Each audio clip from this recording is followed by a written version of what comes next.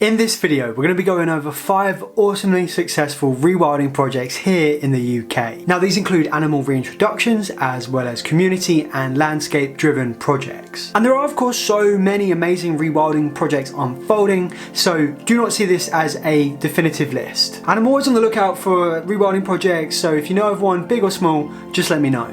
The purpose of this video is to get us excited for rewilding. To show you how that if we work with nature, rapid and remarkable changes can take place that not only benefit the wildlife, but it also benefits our environment, strengthening it.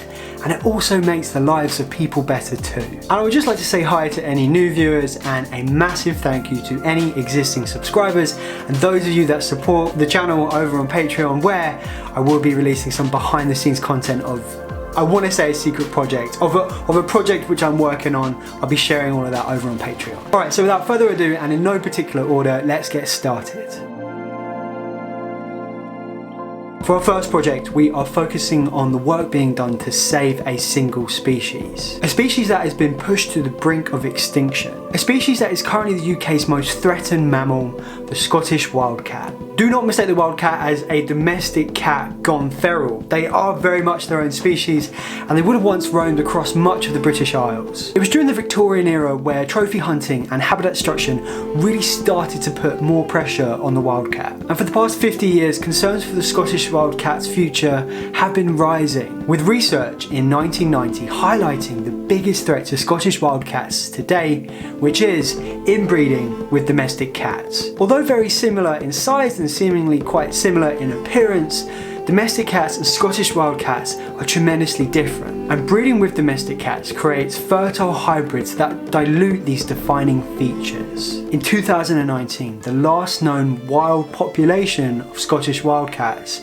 was deemed to be functionally extinct. But over the past decades, organisations have been uniting to help the Scottish wildcat through captive breeding programmes. And now the first dedicated centre has been set up, a hub in the Cairngorms that is comprised of experts that are working to breed Scottish wildcats and prepare them to be released to the wilds of Scotland and hopefully Wales and England. 2020 was deemed a record year, with 22 litters being born across 10 different sites. And the overall aims of this captive breeding project hope to release 20 wildcats a year to the wild. This is very exciting and the future is looking really bright for the Scottish wildcat.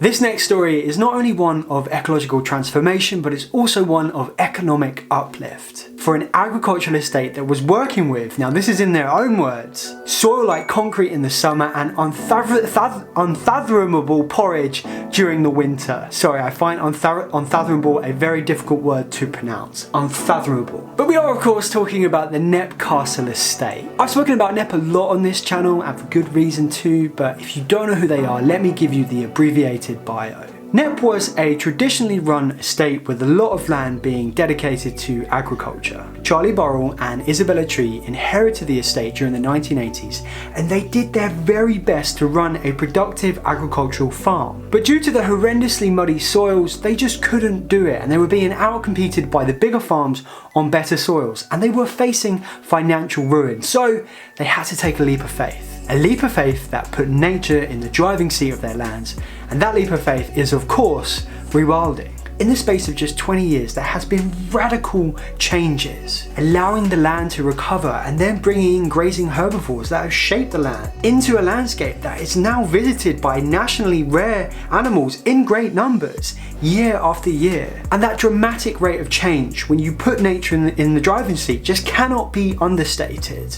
And I think it gives hope to anyone who wants to rewild their lands, no matter the scale, big or small. But secondly, this ecological recovery has meant that it's transformed their estate economically. They now offer wildlife safaris, you can have extended stays, you can take courses there. They offer a range of different produce stemming from rewilding. And it makes you think, how many farmers, how many small farmers, how many landowners in the UK are currently struggling with their farms? How many are looking for new ways to diversify the way they manage their lands and the ways that they can make money? Knepp is not only a great example to farmers and landowners, but I think to anybody that has a patch of land and they want to rewild. The next rewilding success story takes us to Scotland.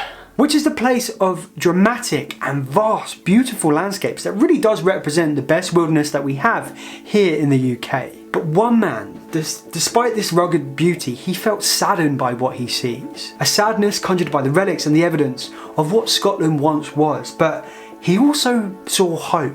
Over the past 30 years, Alan Watson Featherstone has devoted his life to restoring the Caledonian forests of Scotland. And it's his charity, you've probably heard of it, Trees for Life, that have been doing just that. But back in 1990, with no previous experience, Alan set to work, and no one else in the UK really was implementing rewilding management upon the lands.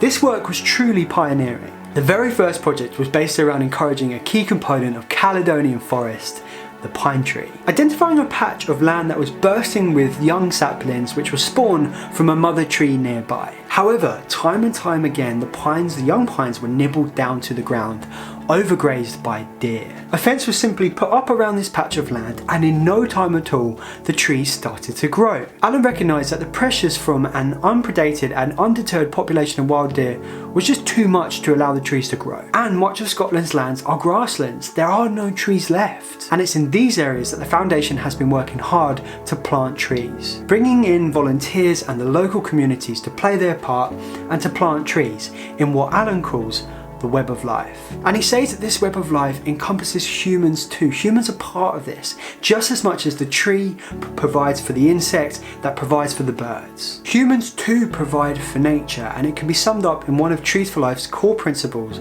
which is the green thumb principle, which is fundamentally when you work with nature in a loving and open-hearted way, you are able to help it so much more than if you weren't. And you're able to benefit yourself as well, and I think that's amazing. You just have to love that. Our next success story takes us to Devon, where since 2008 tireless work has been done to welcome and to showcase a creature that has been absent from Britain for hundreds of years. A creature who swims, sculpts and shapes the environment around it to benefit more than just themselves. We are of course talking about the beaver. Back in 2008, on the River Otter in Devon, 2 beavers were spotted. Now their origins, how they arrived, is still not known to this day. And in 2014, these 2 beavers gave birth to kits, and this brought a lot of attention and controversy, with the UK government initially planning to kill them. However, thanks to the Devon Wildlife Trust, this did not happen. They were opposed to the idea. They instead reached out to the local community and to relevant stakeholders, and they devised a 5-year plan. This 5-year plan was known as the River Otter Beaver Trial. And despite limited government funding, the trial was a resounding success, and in 2020 the government announced that the beavers could stay and that they'll be protected once again here in the UK. This project signified that with enough careful planning and ingenuitive problem solving, any apprehension around a new species can be relinquished. And with a country that is currently missing so many of its formerly native animals,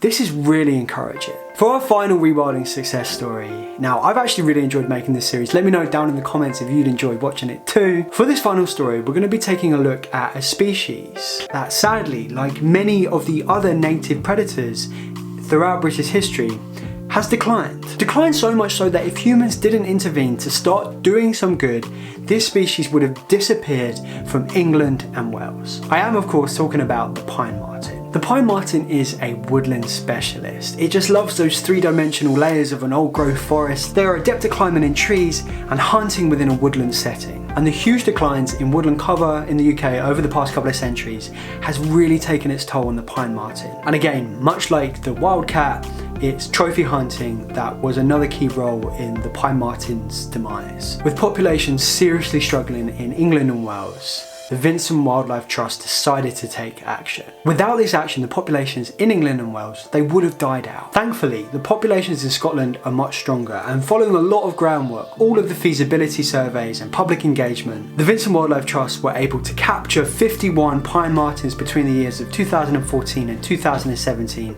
and translocate them to Wales. And since this time, the translocated pine martens have been breeding, they've been expanding. And in 2019, 18 were released to the Forest of Dean, and I think a further 17 were released again in 2021. And survey work in Scotland is showing that the populations are growing and that they are expanding again. And the future of pine martens in the UK is once again a positive one thanks to this great work from the Vincent Wildlife Trust. And I think this project just goes to show that humans can have positive impacts if we make the right decisions. I've loved making this video and I definitely will be making this a series here on the channel, so please let me know of any projects that you want me to cover going forward. In the coming weeks I will be making some visits to some rewilding projects and you'll be coming along too. If you've got this far in the video, you may as well do all of the YouTube things. That means liking, commenting and subscribing. And if you want to join us over on Patreon, then you can. YouTube reckons that you want to watch this video next, but in the meantime, thank you so much for watching.